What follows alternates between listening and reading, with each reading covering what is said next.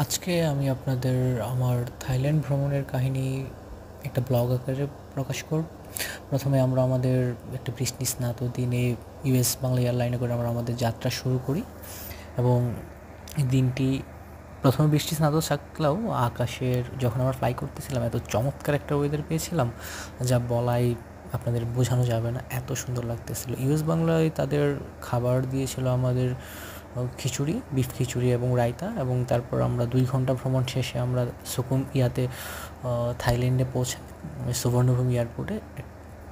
বিশ্বের one of the সুন্দর একটা এয়ারপোর্ট, এবং সেখান থেকে আমরা আমাদের গ্র্যাবে ট্যাক্সি করে আমরা আমাদের হোটেলের দিকে চলে যাই এবং আমাদের দুপুরে লাঞ্চ সেরে আমরা প্ল্যান করি যে সাউথ হাওড়া রিভারে আমরা আমাদের আজকের দিনটা কাটাবো এবং আমরা এক্সপ্লোর করব। তো আমরা সেই অনুযায়ী আমরা একটা ফেরি নিয়ে নিই এবং এই ফেরিতে করে আমরা আইকন সিয়ামে গিয়েছিলাম।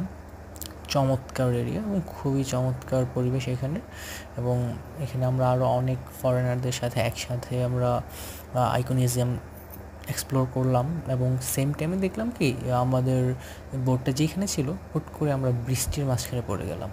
চারপাশে বৃষ্টি হচ্ছে না, কিন্তু আমরা যে জায়গায় ছিলাম প্রবল বৃষ্টি, মানে প্রমত্ত বৃষ্টি, যেটা আসলেই অসাধারণ ছিল আমাদের জন্য। হুট করে বৃষ্টি চলে আসছে এবং বৃষ্টির পরে আমরা চলে গেলাম ওয়াট অরুণে, এবং এটা একটা চমৎকার টেম্পল যেটা আমরা ফেরিতে থেকেই দেখেছিলাম, আমরা আর নামিনি।